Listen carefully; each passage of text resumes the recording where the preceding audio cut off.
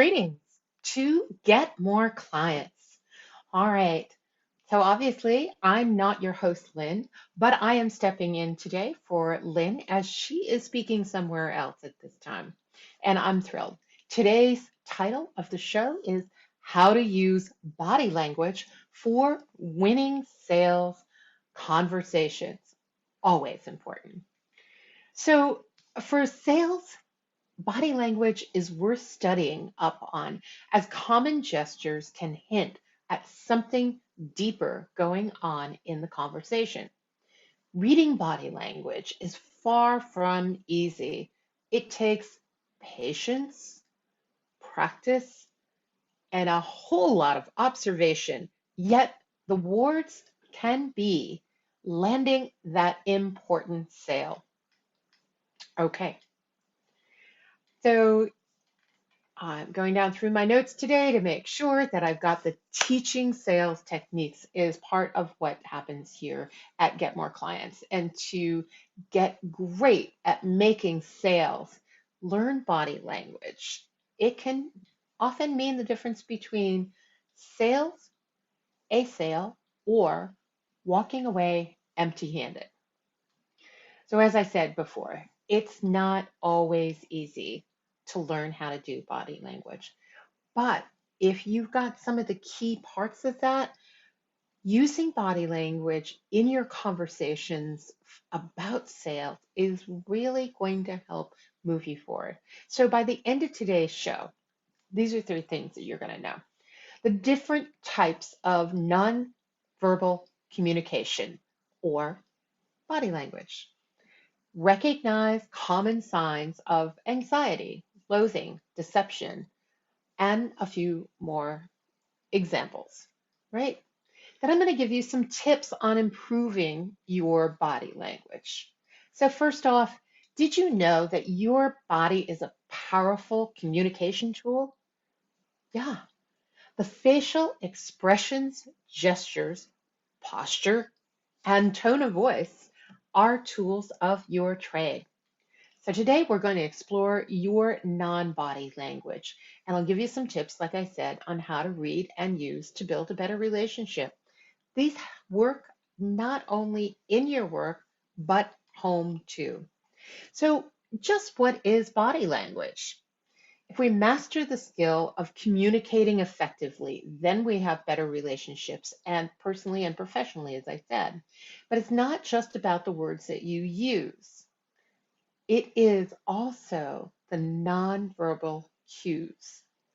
What is your body doing? Because your body speaks louder than your words. And if you think about it, your body language is the use of physical behavior. What are you doing? You twitching, expressions. Are you leaning in and listening? Are you not listening? And mannerisms to communicate non-verbally are often done very instinctively and rather consciously. You may not be aware of it though. When you interact with others, however, you are continuously giving and receiving wordless signals. The signals come from those non-verbal behavior. The gestures you make, the positions, your posture, your tone of voice, your eye contact, all of that is sending a strong message. This message can either send one to put people at ease, build their trust, draw them in toward you, or they can offend, confuse, and undermine what you're trying to convey. And these messages don't stop when you stop speaking, even when you're silent. You're still communicating non-verbally. So here is, we went through some of all that real quickly with the facial expressions, the body movement, the posture, the gestures, eye contact. Another one is touch, how you touch someone. Do you reach out and touch someone? That goes along with space.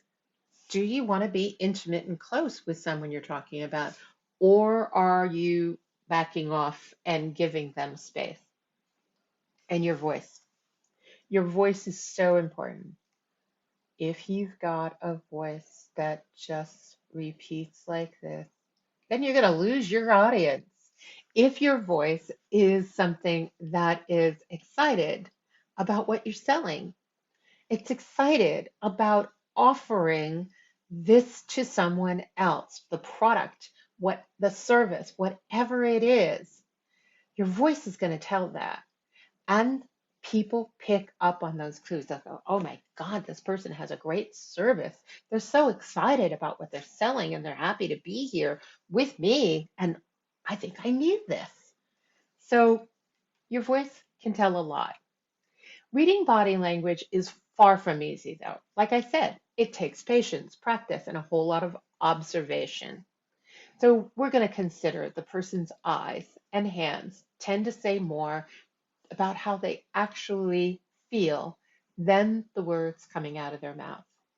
So it's worth studying up on the common gestures that hint at something deeper. Here's one of my favorite stories that I remember. It happened to be a social gathering with a lovely Italian family. I was there with my daughter, her fiance at the time, and they were good, close friends with my daughters, and they're always very welcoming. It was from the grandma to the mother and father to the daughter who was close to my daughter's age, her husband, and here we are standing in the kitchen.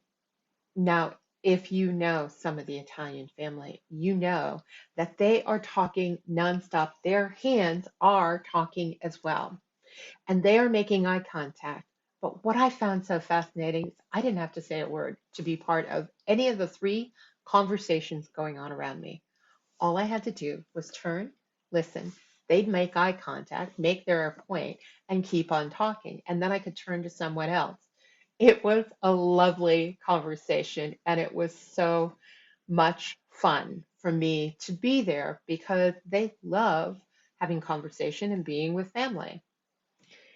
So, but let's talk a little bit about some of the telltale signs or telltale signs of anxiety, loathing, and deception, and everything kind of in between. Now, this is according to the experts. What might your hands be saying? So, if you're having a conversation with somebody and that person hides their hands, you they tend to be hiding something else. Maybe they sit on their hands and you can't see them. One of the reasons in medieval times, when you met somebody on a road, you would extend your hand in a handshake, not only as a gesture of friendship and greeting, but also to show you are not hiding anything. There's no weapons in your hands. And here's another example with a child. If you ever notice that if a child has done something wrong, they might be hiding their hands behind their back, and they're kind of looking down, but their hands are really telling you, oh, yeah, maybe they did do something. Now, men, on the other hand, tend to hide their hands in their pockets. It's almost like you put your hands in your pockets and you keep your mouth closed. Open palms means, in general terms, just that a person is telling the truth. They're honest and open to negotiating, just like in medieval times. Open palms have nothing to hide. Closed palms, on the other hand, are times to change the subject and talk later. So if you're sitting with somebody and they've got their hands in their lap and their palms are open, it's a great conversation. But if their palms are closed in their lap, change the subject and talk later about whatever it is you want to say. Circle around and come back. Covering your body. You feel nervous sometimes, but if you notice that an acquaintance or coworker is covering their body unconsciously, you might be able to help simply by asking, is there something wrong? because they're not communicating what is going on, and maybe they need a safe place in which to talk. So, here's another gesture that we don't often think about, but you might after this. It's touching the neck. Women place their hand on a necklace or touch the back of their neck. Men, though, tend to grasp the front area of their neck. Hmm.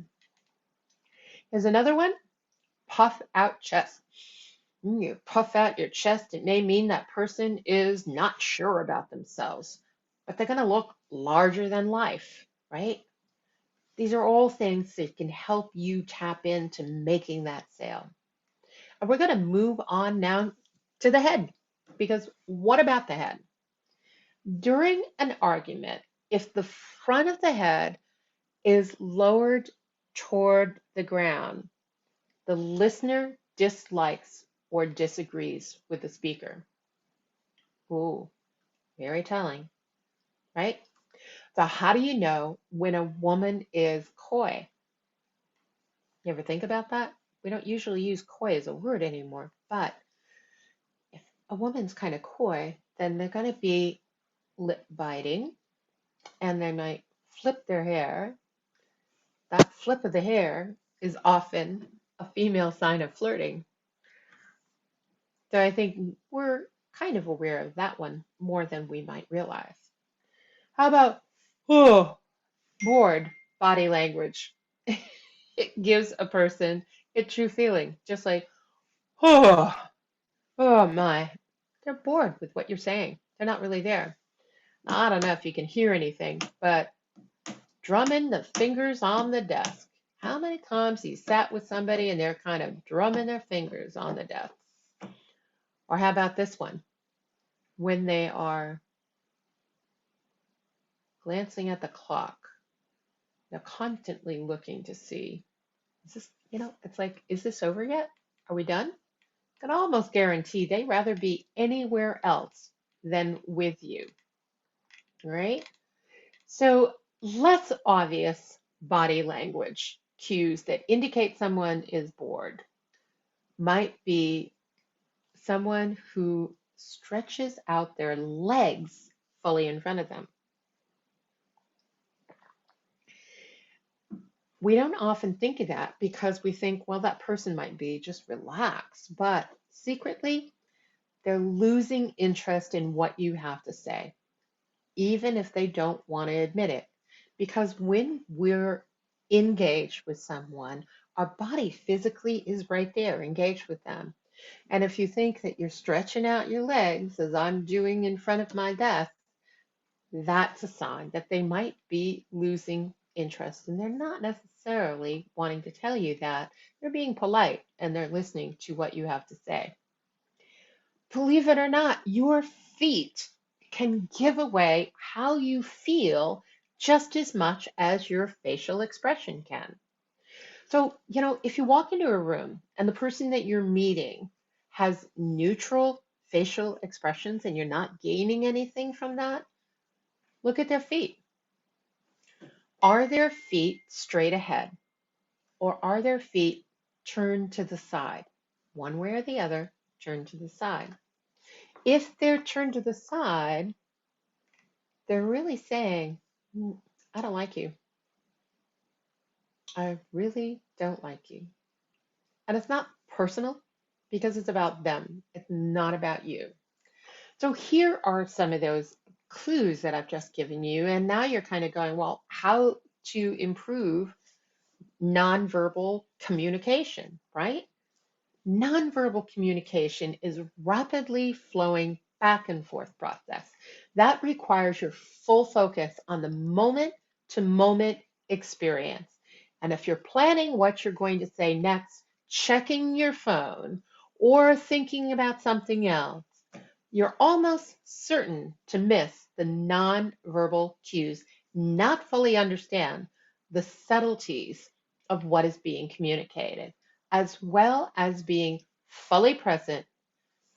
Because if you can improve how you communicate nonverbally by learning to manage stress, and develop your emotional awareness, you're going to have a greater time at sales. It's going to be easier. You're going to understand if this person is the right person for you in your business. Do you really want to sell to them? Is that product really the right one for them? Or is there something else going on? Do you need to find the right person? Do they fit the right niche for your sales? So stress compromises your ability to communicate. When you're stressed out, you're more likely to misread other people. You're going to send confusing or off-putting nonverbal signals. And you lapse into unhealthy knee-jerk patterns of behavior. Remember this, right? Emotions are contagious. If you're upset, then it's very likely to make others upset. Thus, you make a situation that might be bad even worse.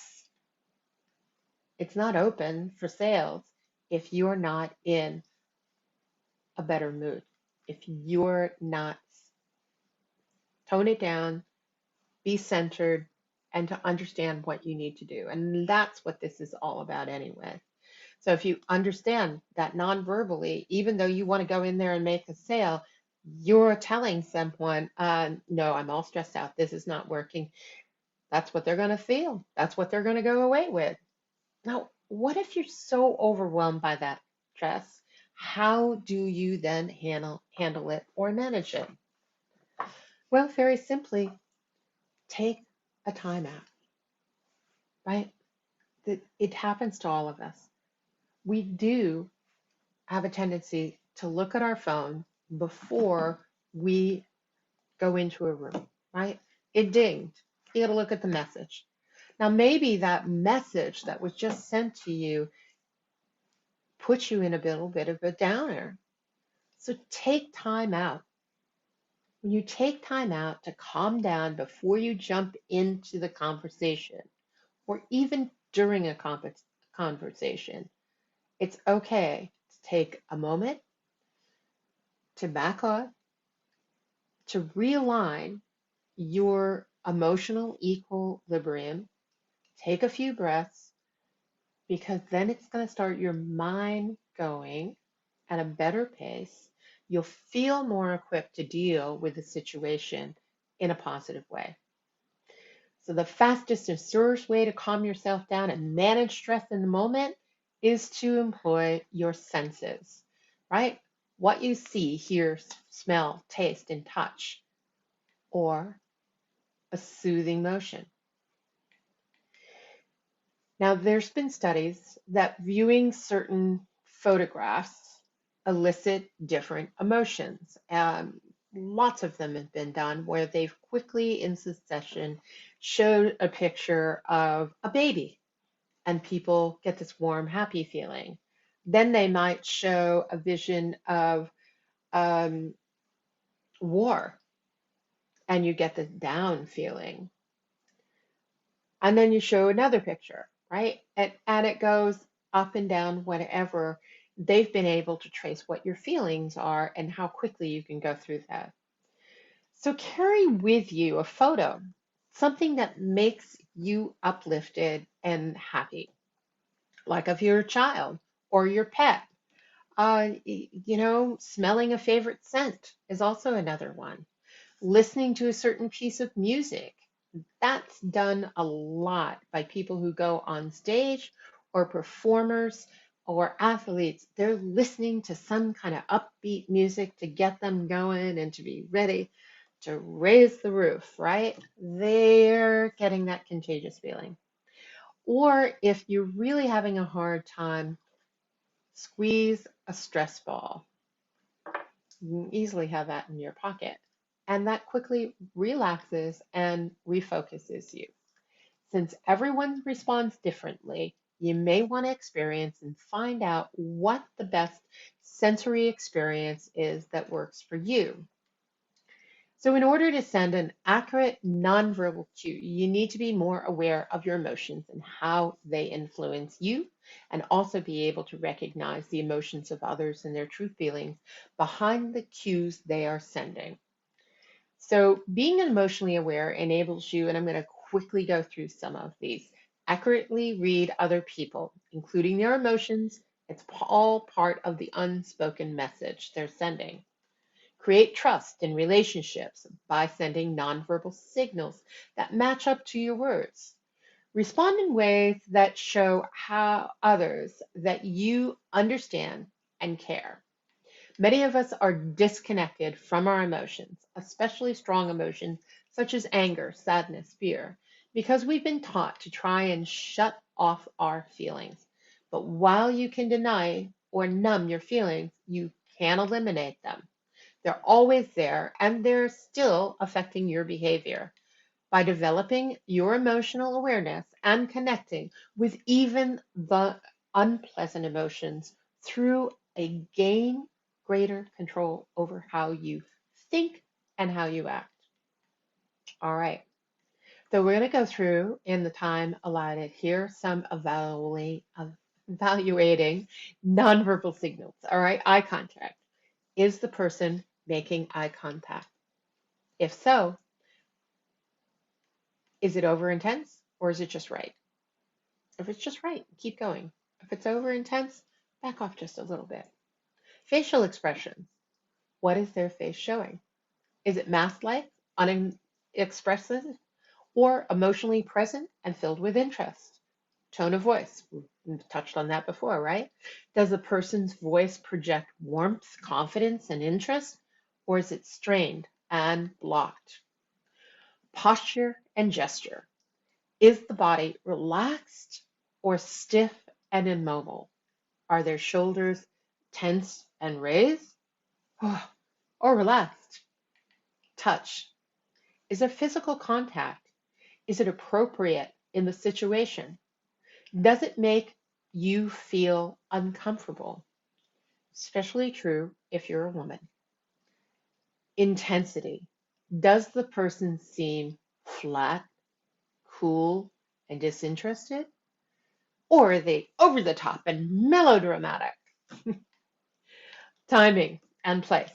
Is there an easy flow of information back and forth? Do nonverbal responses come too quickly or too slowly? Now, some of this is really about timing and place because you'll get your timing down better. Sounds. Do you hear sounds that indicate interest? Hmm, caring, oh, or concern, oh, from the person? Well, next time you feel stressed out, follow some of those tips. You got to breathe in through your nose deeply and exhale out the mouth, releasing all the tension that you feel. Take note of what is your own body language. Are you clenching the jaw, rubbing the neck, lowering the chin, narrowing the eyes?